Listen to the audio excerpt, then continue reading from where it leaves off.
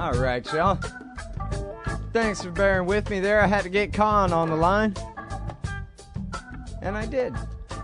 It's Conn Hallinan from Foreign Policy in Focus. And he's got a brand new essay that's up there at Foreign Policy in Focus right now, fpif.org. And it's also going to be running tomorrow on antiwar.com. Why? Because I say so. ISIS, the spoils of the great loot in the Middle East. Ooh, I guess that's ironic type spoils, not like piles of gold and harems of young girls. Welcome to the show, Conn. How are you doing? I'm doing fine, Scott. How about you? I'm doing great. Appreciate you joining us tonight. And sure. Great piece of work you put together here. Explains a lot. And, well, I guess so. Let's just get right to the root of what you're talking about in the title. What is the great loot in the Middle East? Well, I think one of the things that people don't do in the Middle East is that they treat it as a rather ahistorically. And if you go back to what the roots are of the current crisis in the Middle East, they really go back to the designs that were drawn up during the First World War, mainly by the British and the French. The Russians were involved at that point, but once the Bolshevik Revolution happened, the Russians sort of dropped out of it. It was two mid-level diplomats, Mark Sykes for the British and François-Georges Picot for the French, that essentially drew up a map of what would happen when the Ottoman Empire fell, and what it is it's today's Middle East. They drew a line. There was never a country called Iraq, but they created it, and they gave the northern part to France, and they gave Syria to France, and Lebanon to France, and they gave the rest of Iraq to Britain, and they also gave them Palestine and ensured that they had full control of Egypt, etc. And then what they did was that the Arab armies that were taking part in a revolt against the Ottoman Empire, they were just double-crossed.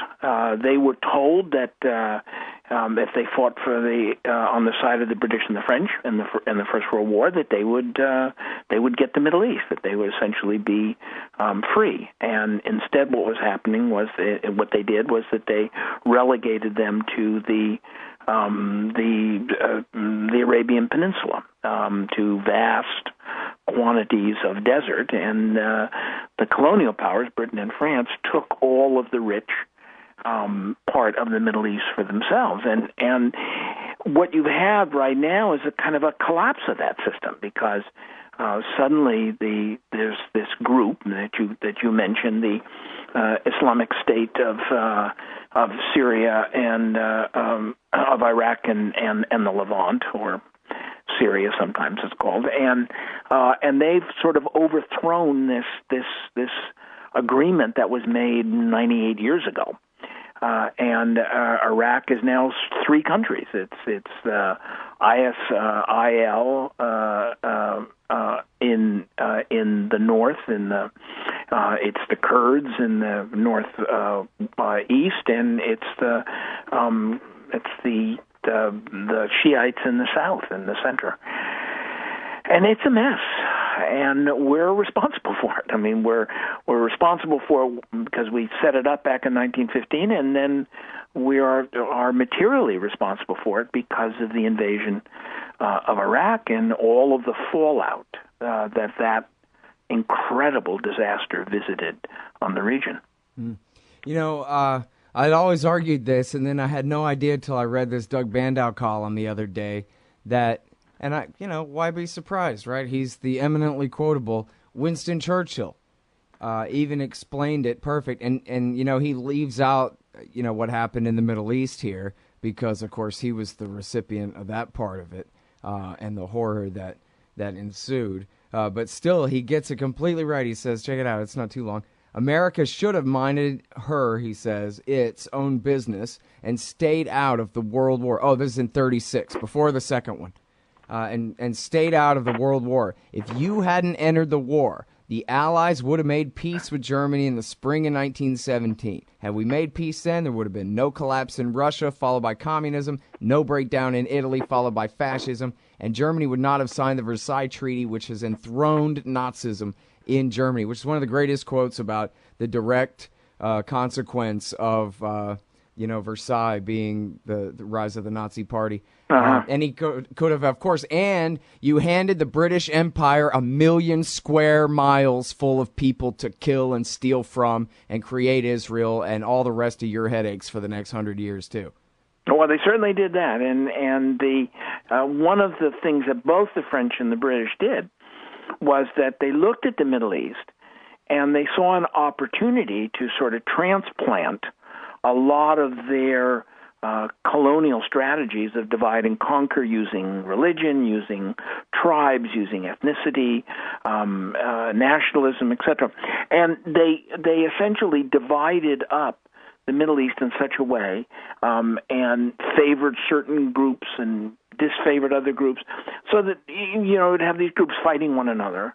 And not paying any attention to the fact that the British and the French were now running everything. I mean, I know the Irish tend to think we are the center of the universe. I mean, it's a sort of a problem with the Irish, but it is true that basically modern colonialism, that is in the 19th century and 20th century colonialism, is a straight adaptation to what the British tried and various different kinds of strategies in Ireland. And at one point, in fact, the Governor General of Palestine, the Palestine Mandate, said that the Jews will be my little Protestants in a sea of Arabism. Now, every Irishman understood exactly what that meant, that you could use Zionism, plant it down in the middle here. You'd have Muslims and Christians and Jews all kind of competing with one another, while the British kept everybody apart and, of course, ran everything. And the French did the same thing. The French in Lebanon, they favored the Christians. In Syria, they favored the Alawites or the Shiites. The British favored the Hashemite Sunnis in Iraq and suppressed the Shiites. I mean, it all was this divide and conquer strategy, and it worked like a charm. It's worked for, well, at this point, certainly 98 years. Well, and it makes sense, for example, then for the British, well, the Russians for a little while, and then the Americans, I guess, once, and then again to back Saddam Hussein and prop up the minority Sunni dictatorship of Iraq. It doesn't make sense to put the majority in power. They fought, an 8-year, 9-year war to put the majority Shiites, the 60% majority, in power and to cleanse Baghdad, as they call it, of all the Sunni Arabs. So it's now an 85% Shiite city. And then the majority, led by the Dawa Party leader Maliki, said, "Now, thanks a lot, and get the hell out. We don't need you." And the truth is, they really don't, right? They need us to rule Mosul, but they don't really want to rule Mosul. That was the project all along, was, as the Supreme Islamic Council always called it, strong federalism, meaning take Baghdad with the help of the Americans and then run off toward Iran with it. And let the rest of Iraq go, because why would the Ayatollah of Iran want to mess with trying to rule all of Sunnistan forever? Break the country up. That was the Iranian plan ever since Chalabi started telling Richard Pearl how easy it was going to be.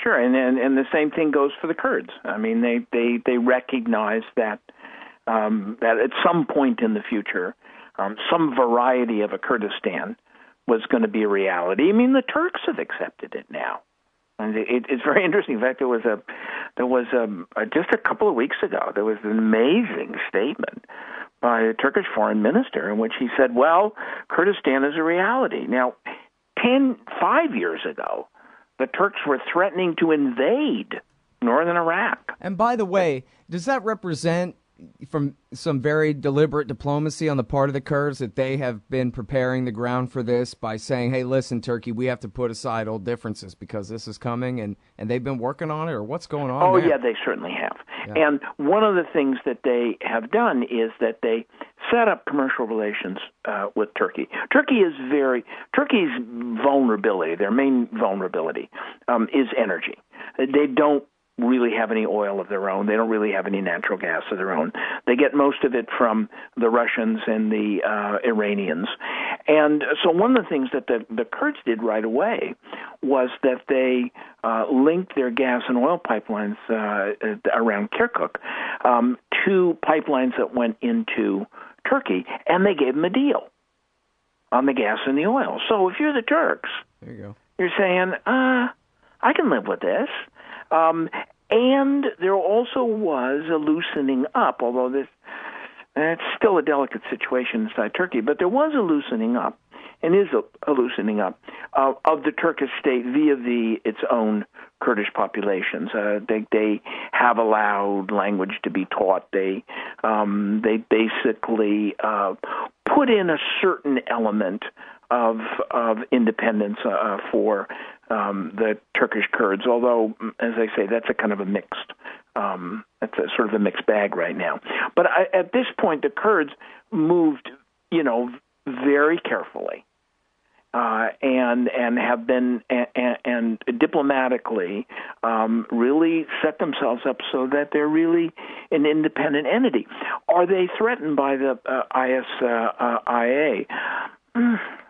I tend to think not. I think that there's this is getting a bit overblown. The Islamic State organization didn't on its own take over northern Iraq and southern Syria. They had a lot of help from Ba'athist nationalist organizations inside Iraq. And those organizations have already said they're not going to be part of this, caliphate thing. And what they're interested in is not establishing an Islamic state, but actually establishing a secular state, a nationalist state. So at this point, I don't see the Islamic State as a particular threat to a place like Baghdad. But I think you're also correct in saying that essentially what you have now is that you have this country here, and it's in the northwestern part of Iraq, and I think Mosul is gone.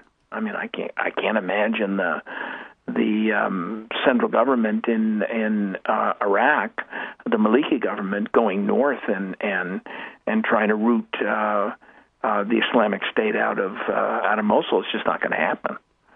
Yeah, or I mean, even if they have the Iranians and the Americans to help them and they can dislodge them for a while, they can't really occupy the place. No. That was why they fled. The Sunnis Right. in the army, well, they were more loyal to their towns than the central government anyway. And the Right. Shia in the army said, well, we're falling back to territory that's actually ours to defend. This is, exactly. This is like American troops in Canada, man. What are we doing here? Let's back up, guys. So, it seems to me like, I mean, I'm sure there's going to be a hell of a lot of blood spilled between now and the time everybody else agrees with me over there, but seems like the lines are pretty much already drawn. But now, so what about this? And it's always controversial, and I'm of multiple minds about it, and I like asking different experts what they think about it. I believe you addressed this in your article, too. I've been reading so much lately, it all kind of runs together, Conn. But, of course, either way, whether this is in your article or not, I know you're well aware that the neocons have talked a lot about just reducing the Middle East to warring tribes, from the Yan'an plan to the clean break strategy and other things I'm not thinking of right off the top of my head. Michael Ledeen, of course, saying let's turn the whole region into a boiling cauldron and all that. And so some people, especially when they're looking at, here's Obama putting more money into the FSA, which the assumption I think is pretty safe, right? That whatever money and weapons, not whatever, but much of the money and weapons we give to the FSA is going to end up in ISIS's hands anyway, or certainly it's going to hamper Assad's efforts to fight ISIS, who are supposedly our big enemy over there. And so people are saying, well, listen, this isn't stupidity. Come on, they're accidentally giving $500 million to their enemy. No, they're doing this because they rather just, let's get everybody fighting. Let's get Iran to have to intervene to save the shrines in Iraq and rally that many more people to ISIS's cause. And let's have another big one. As the Israeli ambassador put it, as many different Israeli officials have put it in regards to Syria, let them fight. Let's not let anybody win. Let's have Assad and Al-Qaeda just fight and weaken each other. And basically, hey, if we're talking, you and I are talking about Iraq split in three, maybe that was really the plan, was just to never let there be an Iraq again. And maybe all of the horrors of the bad decisions made in the war were all on purpose just to bring them all down to their lowest knees. What do you think of all that? Well, if you recall, it was Joe Biden's proposal in 2006, right? That they divide Iraq into three areas. So I mean, you've got that done right now. I think you're correct. That is, I think the strategy of the imperial powers, and that meant mainly France and Britain until the end of the Second World War. And then increasingly the United States has and certainly Israel has always been that you rule from chaos. I mean, if you recall, the Israelis were pressing the Bush administration to invade Iraq, and their line was, and this was the line they said, peace with the Palestinians goes through Baghdad. In other words, if the United States invaded Iraq and knocked Iraq off of the board, then the Israelis would be more willing to make peace with the Palestinians. Well, of course, not only didn't they not mean that, they knew by knocking Iraq off the board that would create wider and wider chaos, and they wouldn't have to come to any agreement with the Palestinians at all, which is exactly what they have done. Right. So now, what about the competing theory, though, Conn, that these guys are really, really stupid? Douglas Feith, Paul Wolfowitz, all these guys, they believed every word that Chalabi told them, that this is going to be easy, that the Shiites of Iraq, they won't try to lord their majority over anybody. They'll just be good Democrats. We'll put all this pressure on Iran. We'll have 70 bases forever and ever and ever. It'll be like Korea and all of that. And it just didn't turn out that way because Sistani said he wanted a democracy with one man, one vote, majority rule. And because the Sunnis said, oh no, we're losing Baghdad, let's fight about it. And Zarqawi set off some suicide bombs. And Rumsfeld thought it would be a good idea to hire the Bada Brigade to hunt down the leaders of the insurgency. And maybe these guys are just really bad at doing really easy, quote, doable wars. What about that? Well, there's no contradiction in my mind, certainly, and it's true of Americans. Americans are of any people I know, they're capable of holding two absolutely contradictory positions at the same moment. And I think that Wolfowitz and the neocons and everything like that, I mean, I think they manipulated the democracy stuff for their own ends, but I also think they believed it. And are they stupid? Well, they may not be personally stupid, but they're strategically stupid. I mean, if you take a look right now, the perfect person to read right now is Robert Kagan. I mean, he's the guy who was the sort of author of the Iraq invasion. Sure. He's the great neocon thinker. When you read his stuff, it's very interesting. I suppose he may be personally intelligent. I really don't have any idea. But his view of the world is so distorted that essentially none of it makes any sense. His argument is this is what imperial powers have to do, and they will build democracy and, worldwide markets and all this kind of stuff. All reality to the contrary. So the question is he just being, is he being sneaky, or is he being stupid? Well, I think he's being both. I think that, there's no question if you take a look at what's going on in the Ukraine right now, and these things are all related. If you take a look at what's going on in the Ukraine right now, the U.S. got together and basically overthrew the government of the Ukraine. Well, Victoria Nuland, who's the Undersecretary of State for the Ukraine and who engineered basically the coup against the Ukrainian government, is married to Robert Kagan. Now, you take a look at the situation in Ukraine right now. I mean, it's a total mess. Did they want it to be a total mess? I think they had some illusions that the Russians were going to kind of roll over and play dead and allow NATO to march up to the border. How they came to that conclusion, I have no idea. The Georgia war showed that the Russians had no intention of doing that. So the question is, are these people stupid? Are they dumb? I think they're both. Yeah. I mean, I think what it is that they have a view that the United States should run the world. I mean, that's their view. The United States should run the world, and that a particular brand of capitalism should run the world. They believe that that's the right thing. I mean, I don't think they believe, well, I believe that because it pads my bank account. I mean, I think they think that's the right thing. And yet, to see that, to look at that plan, and that to see what is real, you'd have to say, these people are incredibly stupid.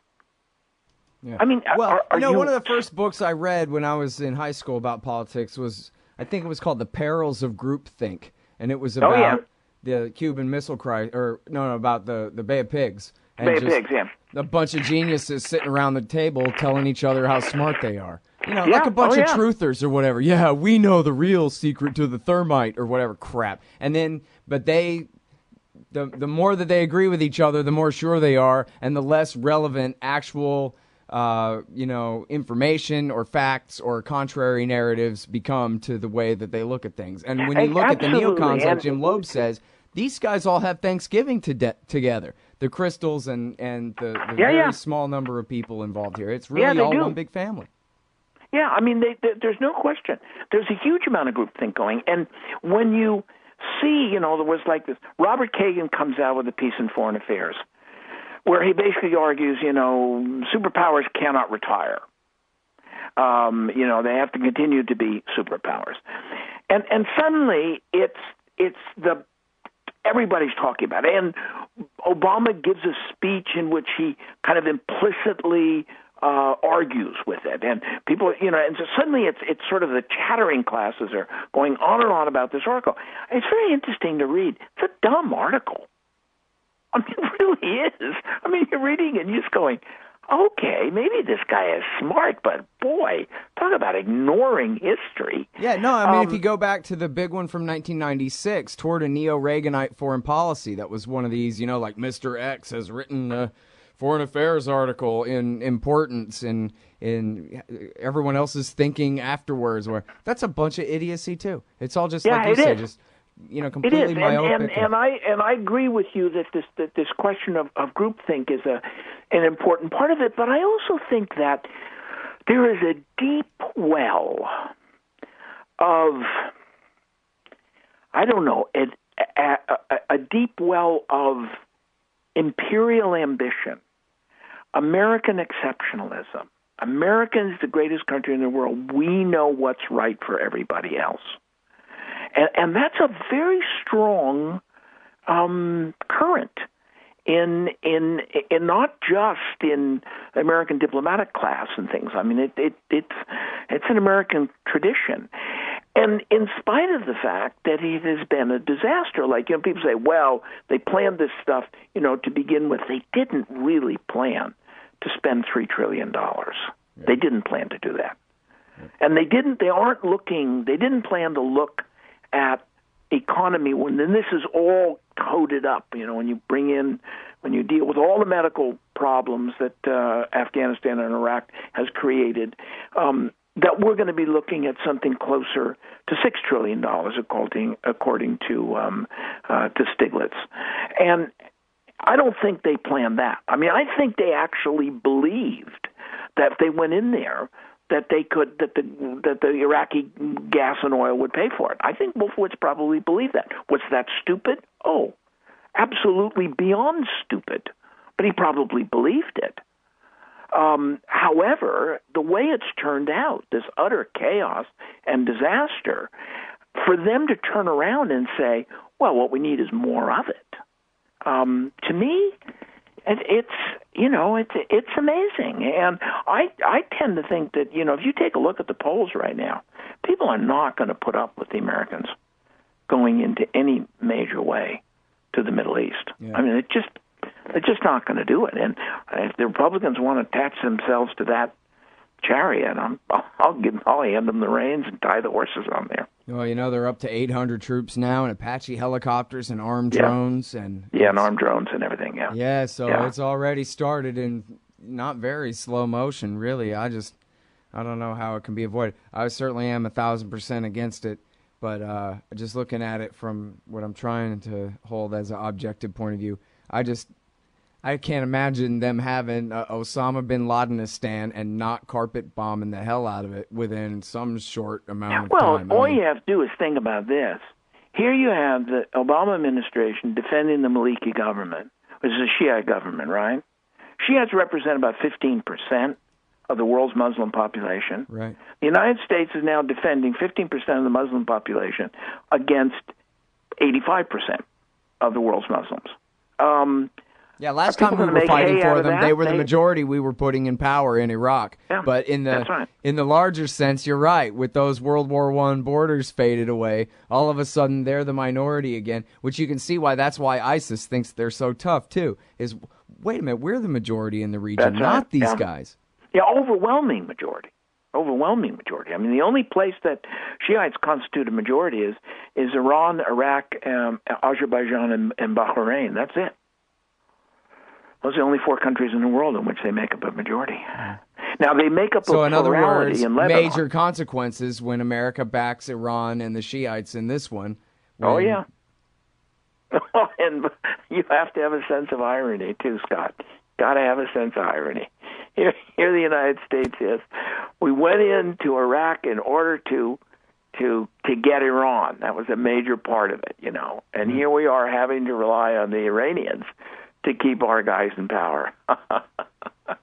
The mills of God grind slowly, Scott, but they grind most exceedingly fine. Yeah, exactly. Well, and our guy is actually their guy, Maliki from the Dawa Party anyway. And now they're talking about Chalabi, the guy that they used to rise in the war. I love it. I just love it. And the other candidate they're talking about is Al-Mahdi from the Supreme Islamic Council, the guy voted most likely to split Iraq into 3 back in 2003. That's right. That's right. Man, I don't know how this is going to turn out, Scott, but boy, is it a mess. Well, on my other shows, Con, I've been talking with reporters who are there, Patrick Coburn and Mitchell Prothero, and they're saying that, everybody's just waiting for the other shoe to drop. Everything, the Mahdi army, they haven't even moved yet, but they're gonna, So. Well, I'll tell you one thing. The old Chinese curse, may you live in interesting times. We live in interesting times, Scott. Yeah, you got that right for sure. Hey, thank you for your time on the show. It's, certainly, Scott, anytime. Appreciate it. All right, that's Conn Hallinan, everybody. Writes at Foreign Policy in Focus. That's FPIF.org, the Institute for Policy Studies. John Pfeffer and the crew. Good stuff over there. And this one is running on antiwar.com starting tonight and all day tomorrow. The Spoils of the Great Loot in the Middle East by Conn Hallinan. We're a little over time, so I'll just, cut the show off here. Thank you, everybody, very much for showing up for the Liberty Chat and tuning in. And we'll see you back here next Tuesday. And I promise, I'm sorry I missed last week, but I will be here next Tuesday. And from now on Tuesdays, 8 o'clock Eastern Time, here at libertychat.com. Thanks again, everybody.